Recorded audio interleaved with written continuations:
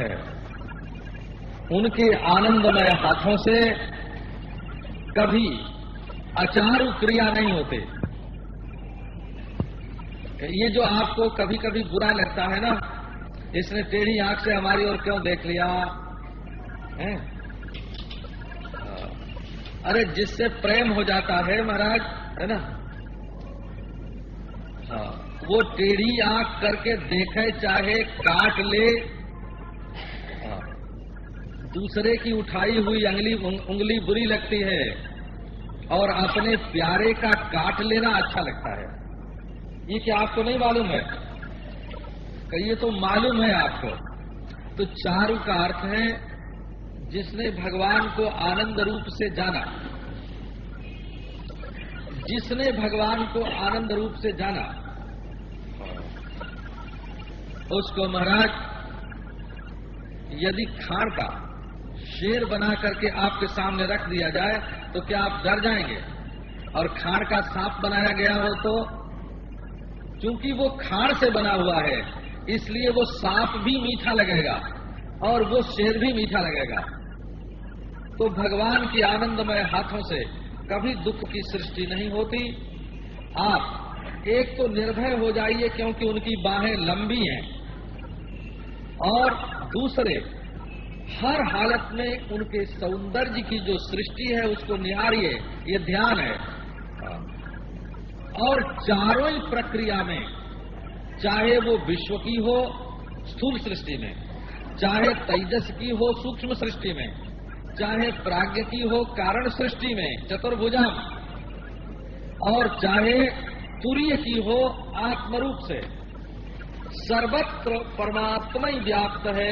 सब परमेश्वर की ही लीला हो रही है। सब रूप में उसको पहचानिए। सब जगह भगवान रक्षा करेंगे एक, और भगवान जो कुछ करते हैं वो बड़ा सुंदर और मधुर है दो, और सर्वत्र भगवान विराजमान है ये तीन, और चौथी बात है महाराज भुजा भोक्तारम यज्ञ तपसा, चतुर्भुज है ना, चतुर्भुज। तो दीर्घ चारु चतुर्भुजा, भुज धातु जो है वो दो अर्थ में होती है। भुजा काहे के लिए है? अरे बाबा मच्छर आंख में घुसने लगे तो हाथ से उसको उड़ा दो, रक्षा करने के लिए हाथ होता है ना। और थाली में से ग्रास को उठा के मुंह में डालने के लिए होता है। तो भोजन और रक्षण, भुजो न बने, सूत्र ही है महाराज।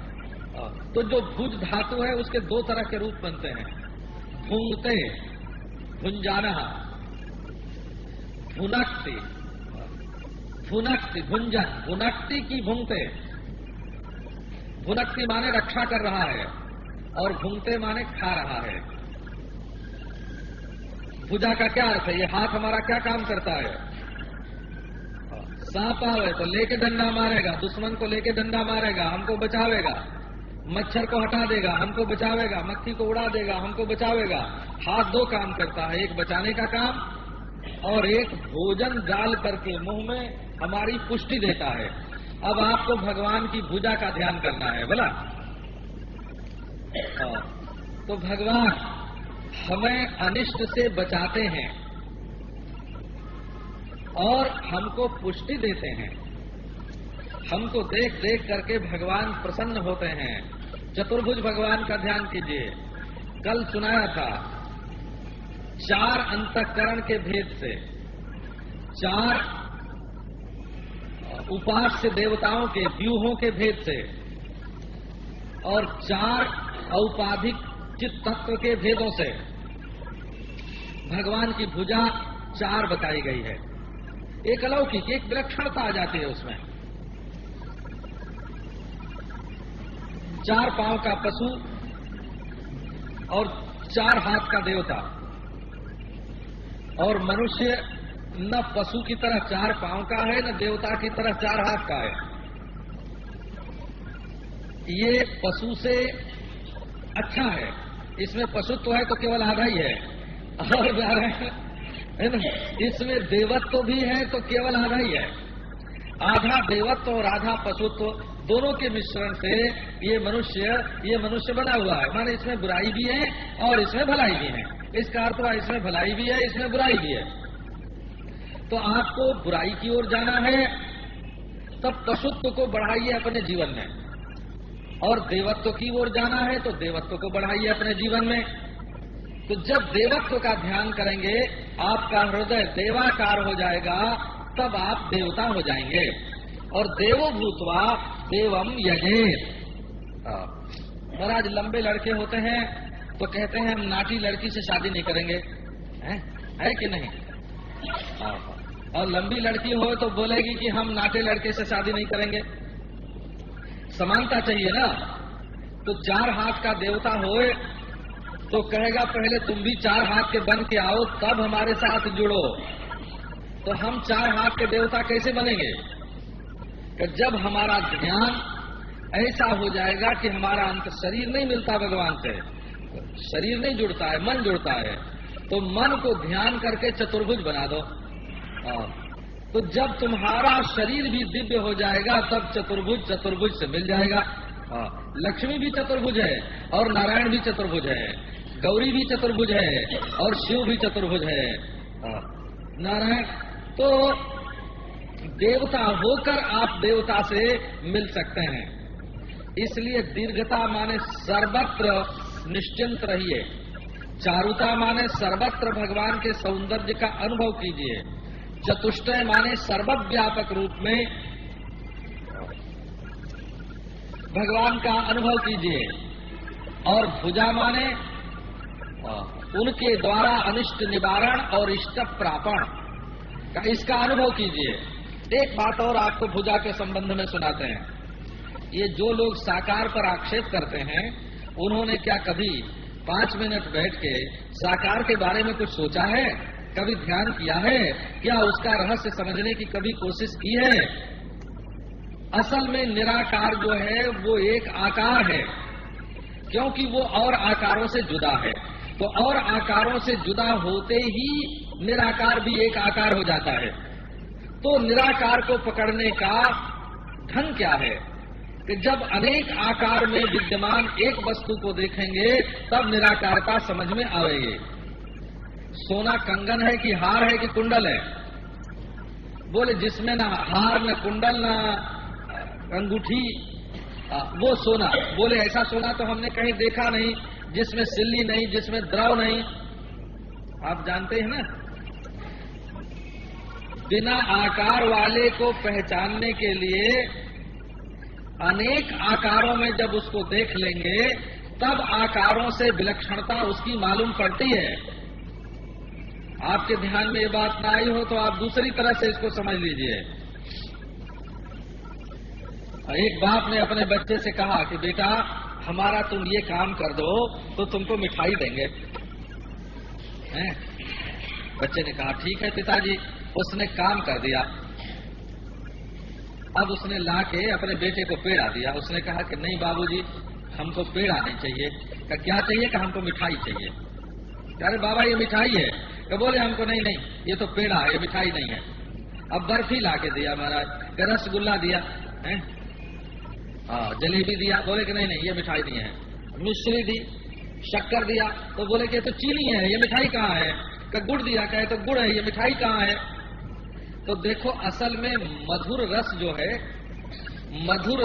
है वो अपने में निराकार है। यदि आप बिना आधार के निराकार को ढूंढने लगोगे तो न वो इंद्रिय में मिलेगा, न मन में मिलेगा, न ध्यान में मिलेगा। व्यास जी ने तो माफी मांगी है बोला योग दर्शन के भाष्य में।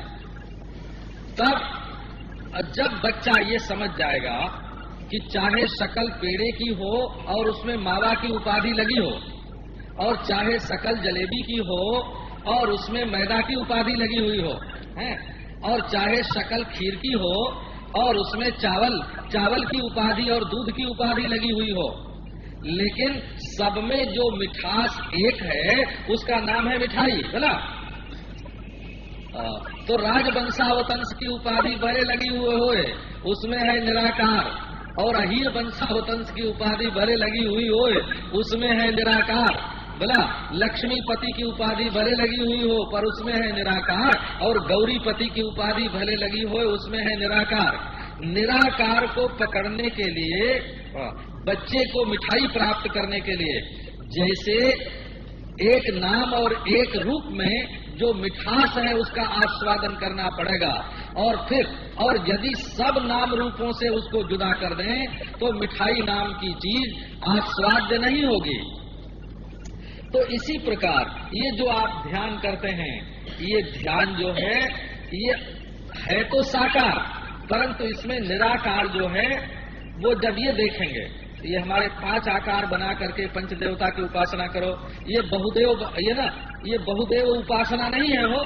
करे ये हिंदुस्तानी लोग तो जानते ही नहीं थे कि ईश्वर एक होता है और अनेक की उपासना करते हैं।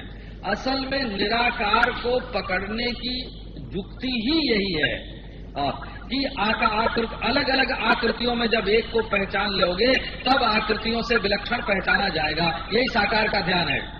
तो उसमें मुख क्या है, भुजा क्या है, कि ये बात आपको समझनी पड़ेगी कि यही बाहु ध्यान की भगवत बाहु जो है वो बाहु क्या है। लो आपको निराकार की एक और बात आपको सुनाते हैं।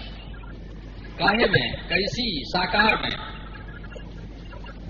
जो लोग महाराज केवल रुंझुन रुंझुन सुन के ही, हम मुंह से तो बोलते हैं रुंझुन रुंझुन, तो कान में थोड़ा मीठा लगेगा ना। खंजान, मंजान, रंजान, संजान, है ना, ऐसा शब्द हम बोले तो आपके कान को बड़ा मीठा लगेगा। परंतु केवल कान को मीठा लग जाना यही तो ईश्वर की पकड़ नहीं है ना। आपको देखो साकार भगवान के भाव में क्या विलक्षणता है। ब्रह्म चतुष्पाद है और नारायण चतुर्भुज है। नारायण चतुष्पाद नहीं है और ब्रह्म चतुर्भुज नहीं है। त्रिपादस्यामृतम देवी, पादों से विश्वाभूतानि त्रिपादस्यामृतम देवी, स्वयं आत्मा चतुष्पाद। संहिता भाग में भी पादों से विश्वाभूतानि त्रिपादस्यामृतम देवी, ये संहिता भाग में है, और उपनिषद भाग में भी स्वयं आत्मा चतुष्पाद है। लो क्या अर्थ हुआ? क्यों ब्रह्म चतुष्पाद है और नारायण चतुर्भुज है? कभी आपने इस पर विचार किया होगा? नारायण ब्रह्म के चतुष्पाद कौन है? विराट, हिरण्यगर्भ, ईश्वर और तुरीय ब्रह्म, ये चतुष्पाद है। वो केवल अनुभव किया जाता है, प्रपदन मात्र ही, प्रतिपत्ति मात्र ही वहां होती है। प्रतिपदन है उसमें, प्रतिपदन माने पद है। वो प्राप्तव्य पद है, फलात्मक है। विराट, हिरण्यगर्भ, ईश्वर और ब्रह्म, स्थूल समष्टि से उपहित चेतन, सूक्ष्म समष्टि से उपहित चेतन, कारण से उपहित चैतन्य और अनुपहित चैतन्य, ये उनका चारों का भेद है। ये चतुष्पाद है। अब चतुर्भुज क्या है? देखो, स्वरूप की दृष्टि से वो पद है, परम पद है, और शक्ति की दृष्टि से चतुर्भुज है। उपासना जो होगी वो शक्तिमान की होगी, शक्तिमान की। बिना शक्तिशाली हुए लोग उपासना असक्त की नहीं करते हैं। हो विद्वान की उपासना करते हैं कि विद्या देगा, तपस्वी की उपासना करते हैं इस वरदान देगा, है? महात्मा की उपासना करते हैं कि आशीर्वाद देगा, राजा की उपासना करते हैं कि हमारे व्यापार में मददगार होगा। शक्तिशाली की उपासना होती है। तो ये जो भुजा है ये शक्ति का प्रतीक है, और जो पद है वो गति का प्रतीक है। बोला, पद जो है वो गति का प्रतीक है और भुजा जो है वो शक्ति का प्रतीक है। ज्ञान प्राप्त करने के लिए पद अपेक्षित है, चतुष्पाद, और त्राण प्राप्त करने के लिए, अनुग्रह प्राप्त करने के लिए भुजा की शक्ति अपेक्षित है। शक्ति, शक्तिमान की भक्ति होती है, बोला, शक्तिमान की भक्ति होती है। और जो पद रूप है, परम पद रूप है, उसकी अनुभूति होती है, परम पद की अनुभूति होती है। तो ये जो अच्छा स्वरूप प्रधान में पद होता है, त्वम पदार्थ प्रधान में पद होता है, और तत्पदार्थ प्रधान में शक्ति होती है। जब उपासना करनी होगी तो वो चतुर्भुज होगा, और जब विवेक करना होगा तब चतुष्पाद होगा। चतुष्पादत्व आत्मगामी है और चतुर्बाहुत्व ईश्वरगामी है। यही तत्पदार्थ और त्वम पदार्थ के विवेक में सहायक है। नारायण, आप देखो, चतुर्भुजाम सुचारु सुंदर ग्रीवाम सुकपोलाम शुचिस्मिताम, देखो मुखारबिंद पर ध्यान दे रहे हैं। सुमुखाम समम प्रशांतम सुमुखाम दीर्घचारु चतुर्भुजाम। तो अब देखो, सुचारु सुंदर ग्रीवाम कंधे के ऊपर है, बोला बाहु से ऊपर आते हैं। तो सुमुखम कह दिया और चतुर्भुजम कह दिया। अब दोनों के बीच में सुमुख और भुजा, दोनों के बीच में क्या है? कहीं ग्रीवा है, ग्रीवा। सुचारु सुंदर ग्रीवाम, ज्ञान प्रधान मुख है और क्रिया प्रधान भुजा है, और दोनों को बीच में जोड़ने वाली जो स्थिति है ना, उसको बोलते हैं ग्रीवा। तो ये ग्रीवा कैसी, गर्दन कैसी है भगवान के? सुचारु सुंदर ग्रीवाम। ग्रीवा के दो विशेषण थे, एक सुचारु और एक सुंदर। एक तो बनावट उसकी बहुत अच्छी है, और दूसरे नेत्र और मन को आकृष्ट करने वाली उसकी शक्ति है। और उसके बाद बताया कपोल, कपोल बड़े सुंदर हैं। ये कपोल भी बहुत बढ़िया चीज है। ये संस्कृत भाषा में पोल शब्द जो है ना, पोल, ये वैसे तो पुल है। पुल जिस धातु, ये पुल धातु है, संस्कृत भाषा में पुल धातु है, उसी पुल धातु से पोल शब्द बनता है। और ये महाराज क जो है ना, क माने सिर है, अच्छा, उसके नीचे ये पुल के रूप में, ग्रीवा और सिर के बीच में पुल के रूप में है, इसलिए कपोल है। कि नहीं, आप अपने मुंह में जब क लेते हैं ना, क माने पानी, तो उसके रखने की पोल मुंह में क्या है? कि यही कपोल का जो भीतरी हिस्सा है ना, कि यही है। कोई कपोल कल्पित शब्द का भी तो प्रयोग करते हैं ना, कपोल कल्पित माने जबानी जमा खर्च जैसे बोलते हैं उर्दू में, है ना। ये चीज नहीं है, जबानी जमा खर्च है। ऐसे संस्कृत के पंडित जो होते हैं वो कपोल कल्पित बोलते हैं। कपोल कल्पित माने विकल्प मात्र, जबानी जमा खर्च। तो अब देखो, कपोलम, सुकपोलम और शुचिस्मिता, बिल्कुल बाह से लेकर के सिर तक घूम रहे हैं। तो शुचिस्मितम का क्या अर्थ है? कि मुस्कान पवित्र है। आप जिसका दर्शन करें, वैसे पत्थर की मूर्ति में भी आपको मुस्कान तो दिखती है, और नारायण तस्वीर जो बनाते हैं उसमें भी मुस्कान दिखती है। परंतु ये जो मुस्कान है, ये मुस्कान एक चेतन पुरुष जब अपने आनंद को बिखेरता है तब स्मित मुख पर आता है। नेत्र जो है ये ज्यादा करके ज्ञान को फेंकता है, बोला। नेत्र ज्ञान को फेंकता है, विकीर्ण करता है, बिखेरता है, राच राच ज्ञान को विकीर्ण करता है।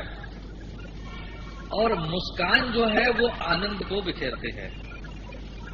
और ये दोनों जब एक हो जाते हैं मुस्कान और ज्ञान दोनों एक हो जाते हैं, तब सोचो आप क्या होता है, तब प्रेम बरस पड़ता है। वो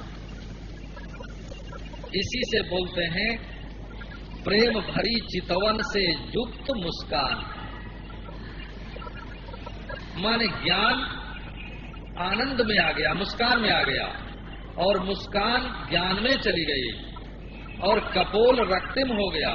उसके बाद मकराकृति कुंडल का भी वर्णन है, बोला मकराकृति कुंडल का भी वर्णन है, ड्योढ़ी लसत निशान। तो ये मकराकृति कुंडल क्या है? कब मानो काम जो है वो तो हृदय में प्रविष्ट हो गया, और अपना जो चिन्ह है ध्वजा, मछली है ना ध्वजा, तो वो मीन की ध्वजा जो है वो कानों में छोड़ गया और स्वयं वो हृदय में प्रविष्ट हो गया। तो ये जो मछली है, मकर हैं, ये कपोल पर प्रतिबिंबित होते हैं। अब आप ध्यान करें तो आप देखो, आपको एक बात और अभी तो इसका भाव आपको बताना है। भाव बताना है कि सुचारू सुंदर ग्रीवा का अर्थ क्या है, सुकपोल का अर्थ क्या है, और ये जो सुचिस्मित है, सुचिस्मित का अर्थ आप ये देख लेना, कभी कभी कुटिलता से मुस्कुराते हैं किसी का उपहास करने के लिए। कभी कभी तो ऐसे भी मुस्कुराते हैं कि अच्छा आज बोल लो बच्चों, है ना, कल हम तुमसे समझेंगे, है ना, ऐसे भी मुस्कुराते हैं हो। तो कभी कभी मन में गुस्सा आता है तो उसको दबाने के लिए भी मुस्कुराते हैं, और कभी कभी काम वासना से चित्त कलुषित हो जाने पर मुस्कुराते हैं।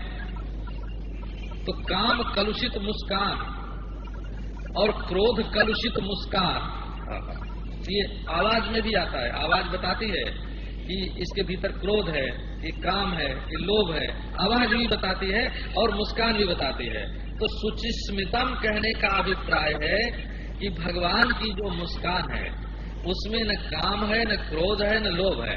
शुचि माने पवित्र है, पवित्र मुस्कान है, माने आत्मीय भाव से तुम अपने हो, इस भाव से देखकर तुमको मुस्कुराते हैं। तो भगवान भृत्यानुग्रह कातर मुस्कुरा रहे हैं, मुस्कुरा रहे हैं। उनकी पलकें भी, देवताओं की पलकें हिलती डोलती नहीं हैं, पर भगवान की पलकें हिलती डोलती हैं, हो, है ना, क्योंकि उनको दैत्यों से अपने को अलग करने के लिए पलकों को निर्निमेष करने की जरूरत नहीं है ना। वो उनकी पलकें भगवान की चलती हैं, पुतलियां उनकी घूमती हैं, और भौहें उनकी मटकती हैं, ऊपर नीचे जाती हैं, और कपोलों पर भाव की छाया आती जाती है, और ये मकराकृति कुंडल हिलते हैं, और होठ जो हैं वो कभी कभी खिलते हैं, और होठों की लाली से सफेद दांत भी कभी कभी लाल मालूम पड़ते हैं भला, और कभी कभी महाराज प्रेम से उनकी जिह्वा के भी दर्शन हो जाते हैं, और उनकी नासिका, तो ऐसा समझो कि उनका जो अब देखो, ऐसी सुंदर हो तुम कि भगवान की आंख भी तुमको देखने के लिए व्याकुल रहती है। उधर से ही मत देखो कि भगवान बड़े सुंदर हैं, हम उनको देखते हैं। अरे भाई, हम भी कुछ हैं बोला, हमको देखे बिना भगवान से नहीं रहा जाता। हमको देखकर वो मुस्कुराते हैं, हमको देख देख कर उनकी भौहें मटकती हैं, और जब उनकी टुड्डी हिलती है तो दोनों कुंडल भी हिल जाते हैं, और उनकी नासिका में जो बुलाक है महाराज, है ना, वो एक मुक्त पुरुष ही तो है ना, जो सुगंध का मोती बन करके, और उनकी नासिका में जा लटका, बोला सुगंध की मोती बन करके, एक वो जीव ही तो है ना जो पद्मराग मणि बनकर उनके गले में जाके चिपक गया। ऐसा ये भगवान का जो श्री विग्रह है, ये आपके ध्यान की वस्तु है। व्यास जी ने स्वयं योग भाष्य में ये बात कही कि हमने इन सबका वर्णन किया है महाराज। ऐसे कहा हो, ऐसे कहा कि हमने इस साकार रूप का वर्णन किया है। तो कहीं आपकी शान के खिलाफ तो कभी कहीं नहीं हो गया? ऐसे हो, ऐसे वर्णन किया है, कहीं आपकी शान के खिलाफ तो नहीं हो गया? असल में भक्ति माने क्या, प्रीति माने क्या? भगवान हमारे भोग्य हो जाएं और हम भगवान के भोग्य हो जाएं, हमारी सुगंध से भगवान तृप्त हों और भगवान की सुगंध से हम तृप्त हों। उनकी सुगंध से हमारा नाक और हृदय भर जाए और वही सुगंध ऐसी लौट करके निकले कि अपनी सुगंध सूंघ के भगवान मुग्ध हो जाएं। उनकी रूप राशि का ध्यान करते करते हम तन्मय हो जाएं और अपने ही सौंदर्य को हमारे अंदर देख करके भगवान उस पर लुभा जाएं। भगवान की बंसी ध्वनि उन्हीं के मुख से निकल के हमारे कान में घुसे और हमारे शरीर में भर करके ऐसी उछले कि उसी बंसी ध्वनि को सुन करके भगवान ये न कहे हमारी है, ऐसे बोले कि वो हो इसकी स्वर लहरी कैसी है। तो भगवान हमारे भोग्य हो जाएं और हम भगवान के भोग्य हो जाएं। हम भोक्ता की भगवान भोक्ता, कहीं इसका विवेक ही न रहे। हम भोग्य की भगवान भोग्य, कहीं इसका विवेक न रहे। जहाँ भोक्ता भोग्य हो जाए और भोग्य भोक्ता हो जाए, क्योंकि जब चेतन होगा ना तो भोग्य भी भोक्ता होगा नारायण, और भोक्ता भी भोग्य होगा। जब चेतन ही चेतन सब है तब ये चेतन में स्फुरणा मात्र है भोक्ता और भोग्य। और इस भोक्ता और भोग्य के ध्यान से होता क्या है कि ये जो जड़ जगत है, जड़ जगत ये कहीं दूर छूट जाता है, कहीं पीछे छूट जाता है तो काल में छूट गया, कहीं दूर चला गया तो देश में छूट गया, और कहीं भगवान के ध्यान में हम ऐसे मग्न हो गए तो जड़ता नहीं रही। तो ये ध्यान जो है ये मनुष्य को जड़ से चेतन बनाने वाला है, ये दुख से सुख में ले जाने वाला है, ये आकृतियों में जो राग द्वेष है उससे मिटा करके सत्य में स्थित करने वाला है, और ये जीव और ईश्वर को एक में मिलाकर महाराज ऐसी खीर बनाता है, ऐसी खीर जिसमें चावल का पता न लगे, कि जिसमें चावल का पता न लगे ऐसी खीर बना देता है। तो ये इसका नाम है ध्यान। अभी आपको कल प्रातः काल प्रेम कुटीर में और सायंकाल फिर यहाँ सुनाएंगे। ओम शांति। विश्वं दर्पण दृश्यमानं तुरीयं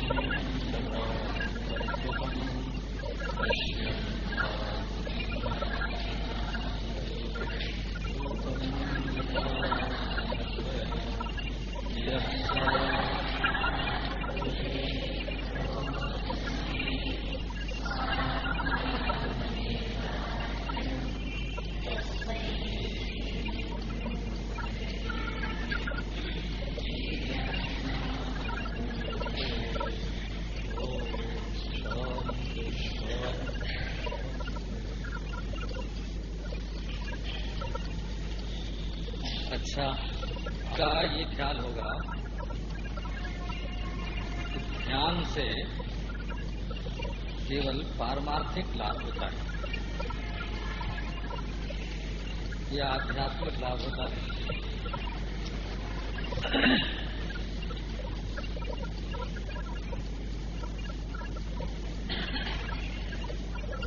तो परमार्थ की बात तो अभी छोड़ देते हैं।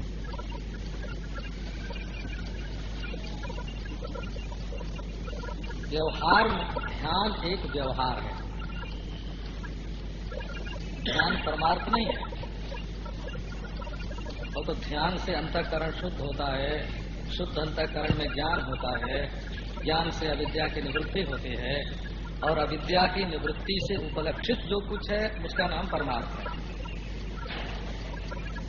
अविद्या की निवृत्ति से उपलक्षित जो आत्मा है वही परमार्थ सत्य है। वो तो प्रीतम की जो गली है वो तो बड़ी सकरी है। ध्यान है हमारे जीवन का एक व्यवहार।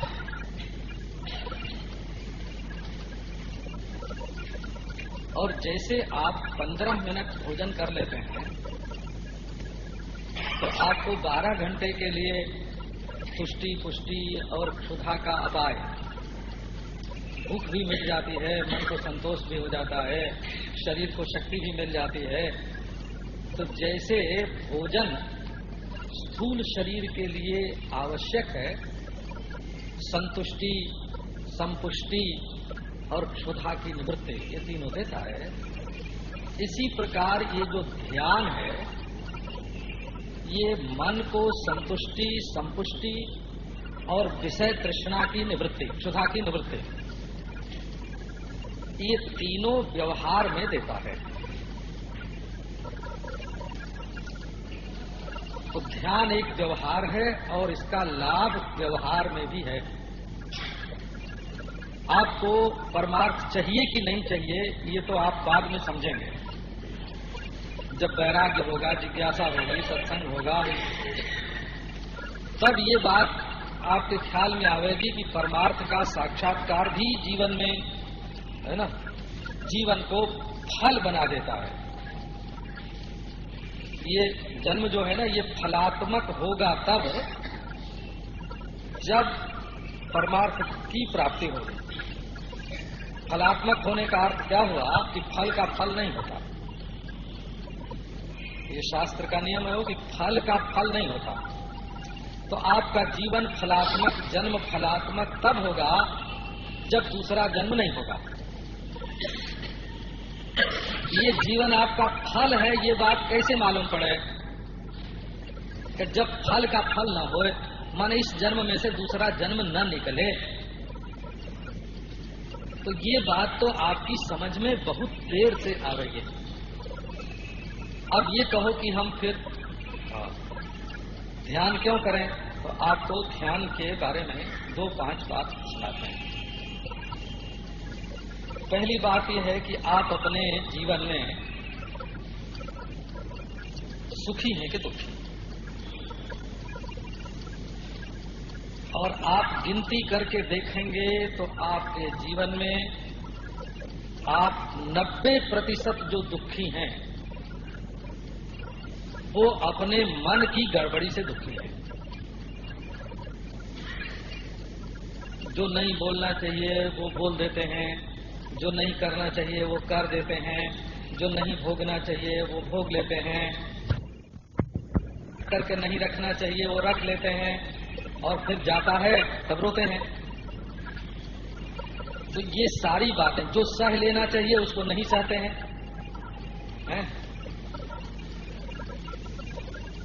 तो आप मन की गड़बड़ी से बहुत अधिक दुखी हैं। तो ध्यान का अर्थ ये होता है कि आपका मन आ जाए अपने काबू में।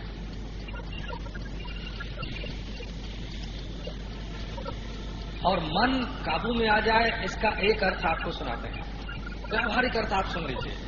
अगर आपको कोई गाली दे रहा हो तो आप ये अपेक्षा मत रखिए कि इसकी जीभ बंद हो जाए।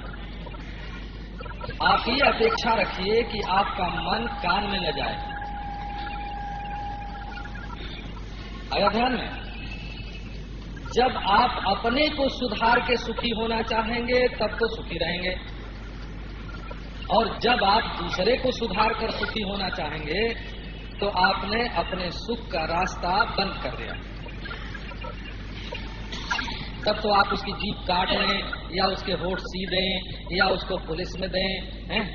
या उसके विरुद्ध पंचायत करें, तब न दूसरे की जीभ रुके कि न रुके।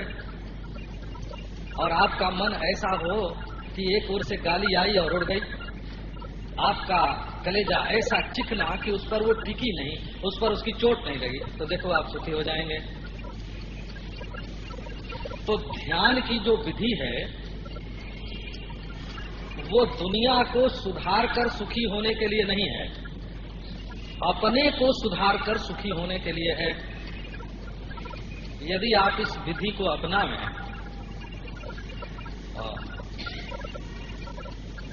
तो दूसरों से हमको दुख न मिले और दूसरों से हमको सुख मिले, ये 50% तो दुख आपका और अपेक्षा आपकी यूं ही कम हो जाएगी।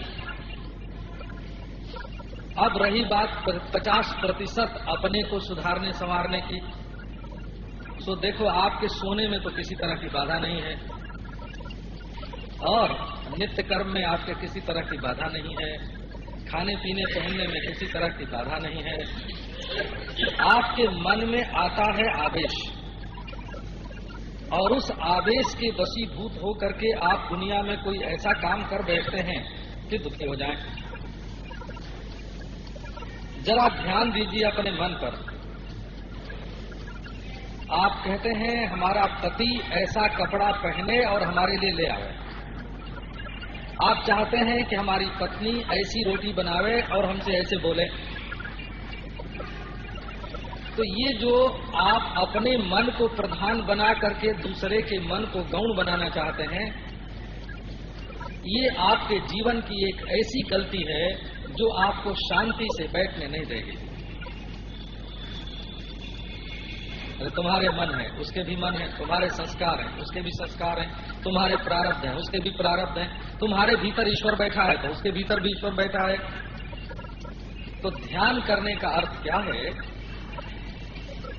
कि आप भोग में अपने मन को रोक सकेंगे।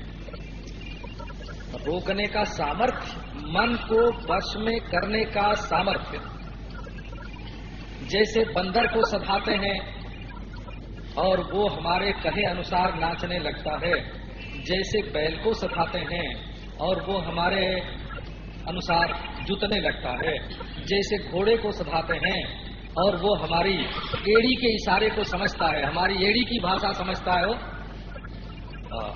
और हमारे मुंह की आवाज को वो समझता है। ऐसे आप अपने मन को इशारे दे दे करके, अभ्यास करा करा के और अपने मन को सधा लीजिए, तो आप गलत कर्म करने से बच जाएंगे। आपका व्यवहार ठीक हुआ कि नहीं? गलत भोग करने से बच जाएंगे तो दूसरे को दुख नहीं पहुंचाएंगे। जो गलत भोग करने से बच जाता है, गलत कर्म करने से बच जाता है, वो हिंसा से बच जाता है।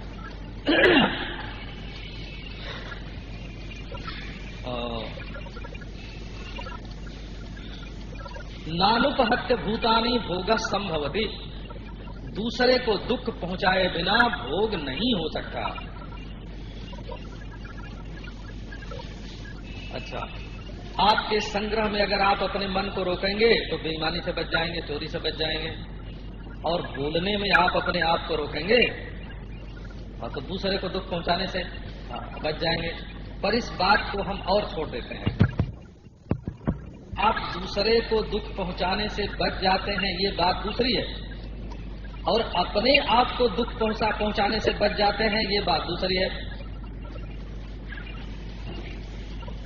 हिंसा केवल दूसरे की ही नहीं होती, अपनी हिंसा भी होती है, और दूसरे की हिंसा में जितना पाप है उतना ही अपनी हिंसा में भी पाप है।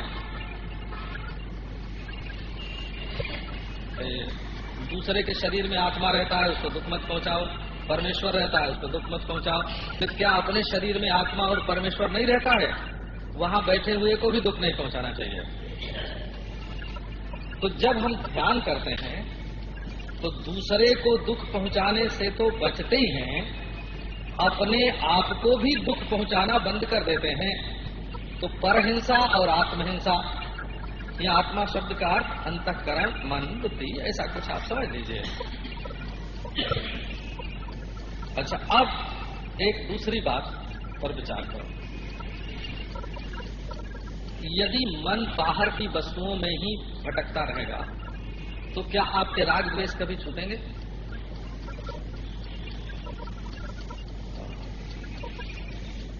ये हमारे व्यापारी लोग जो हैं वो जैसे समझते हैं ना कि ये गिन्नी सोने की 150-200 रुपए की है, हमको मालूम नहीं कितने की होती है, क्योंकि हमारा कोई काम नहीं पड़ता है, ऐसे बोलते हैं। तो वो तो सोने की हुई ना। अब महाराज सोने का डॉलर हुआ, वो इतने रुपए का है, तो चांदी का रुपया हुआ। तो कल किसी ने हमको कल की परसों दिखाया, पहले जितना बड़ा रुपया होता था उतना ही बड़ा चांदी का एक टुकड़ा था, उसका दाम 10 रुपया बताया। वो 10 रुपए का सिक्का कोई चांदी का है कि किसका है वो भी हमको नहीं मालूम, 10 रुपए का हो गया। तो व्यापारी लोग ऐसे ही समझते हैं कि इस वस्तु का नाम धर्म है और इस वस्तु का नाम अधर्म है, और इस क्रिया का नाम धर्म है और इस क्रिया का नाम अधर्म है। तो असल में ये तो व्यापार दृष्टि है।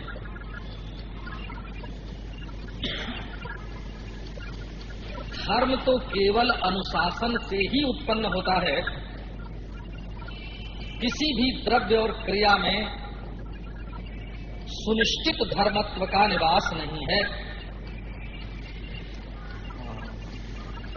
इसी कारण से यज्ञ की क्रिया आज लोगों की समझ में नहीं आती है। न पशु जाग समझ में आता है, न सौत्रामणि जाग समझ में आता है, हैं? क्योंकि वो वस्तु और क्रिया को जिन लोगों ने धर्म मान रखा है, तो इसमें राग द्वेष होके पंथ बनेंगे और पंथ बन के डंडा चलेंगे। केवल जो शाश्वत सत्य पर पड़े हुए पर्दे हैं तुम्हारी बुद्धि में, उनको दूर करने के लिए जो अनुशासन की पद्धति है, शाश्वत संविधान है, उसी से धर्माधर्म का ज्ञान होता है और किसी प्रकार नहीं हो सकता। तो उसका मुख्य अर्थ क्या है कि ये करो ये मत करो। आज नहाना धर्म है, आज चांडाल को छूना धर्म है, यहाँ ऐसा है धर्म का। आज कभी उच्छिष्ट भोजन नहीं करना, कभी जगन्नाथपुरी में उच्छिष्ट भोजन करना, ऐसा तो उच्छिष्ट ही अपवित्र होता है, ये भाव नहीं है उसमें। तुम बिल्कुल अनुशासन, गोली छोड़ना ही सैनिक का धर्म नहीं है। जब सेनापति की आज्ञा हो कि बंदूक का मुंह नीचे कर दो तो नीचे कर दे, ये उसका धर्म है। ये जैसे एक सैनिक को अनुशासित किया जाता है ना, अनुशिष्ट किया जाता है, वैसे अपने जीवन को और मन को अनुशिष्ट करना। देखो ये बात ध्यान से होती है। ध्यान अधर्म के त्याग में और धर्म के आचरण में सहायक है। दुराचरण के त्याग में और सदाचार के अनुष्ठान में ये ध्यान जो है ये मददगार है। अब ध्यान देखो, ध्यान तो जानबूझ के होगा ना, अनजान में नहीं होगा। तो प्रमाद में स्त्री का चिंतन होता है, शत्रु का चिंतन होता है, नास्तिक का चिंतन होता है, धन का चिंतन होता है। और जब जानबूझ करके आप ध्यान करने बैठोगे तो जो त्याज्य हैं उनका चिंतन नहीं करोगे, इष्ट का चिंतन करोगे। इस प्रकार भी मन आपका काबू में आवेगा। परंतु ये बात मैंने छोटी छोटी बताई आपको। अब बड़ी बात पर आपको ले चलते हैं, है ना। बड़ी बात क्या है, इस ध्यान का जिस ध्यान का यहाँ वर्णन है, इसका फल अंत में बताया है। अंतिम श्लोक है ना इसका। बिना उपक्रम और उपसंहार को देखे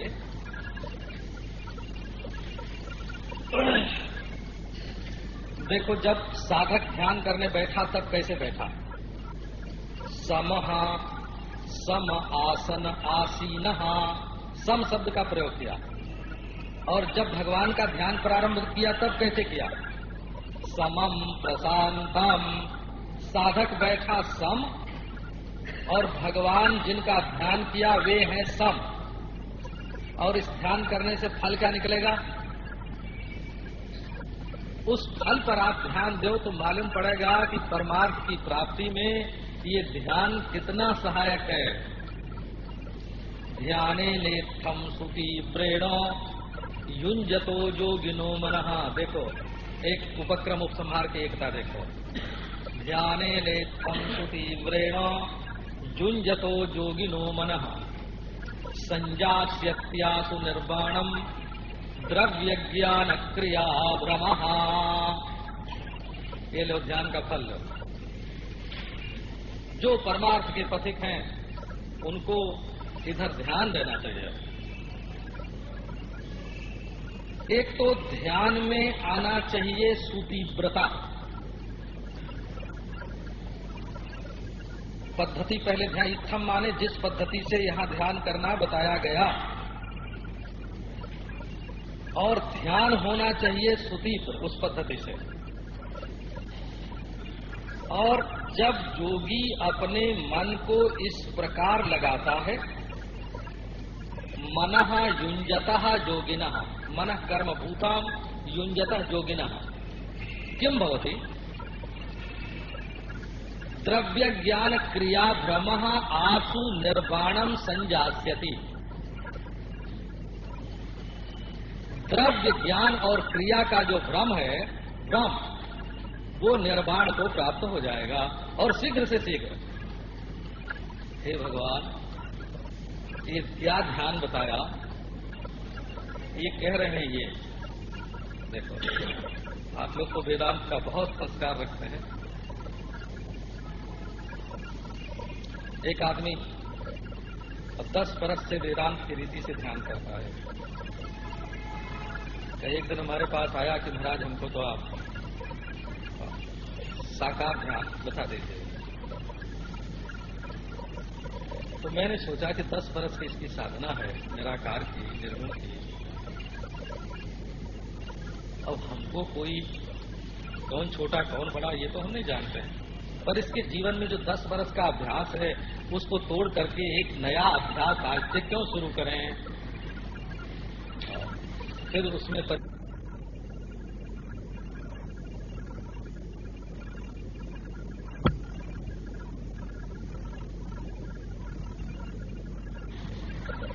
दृढ़ता नहीं आवेगी और पहले का जो किया हुआ है वो छूट जाएगा।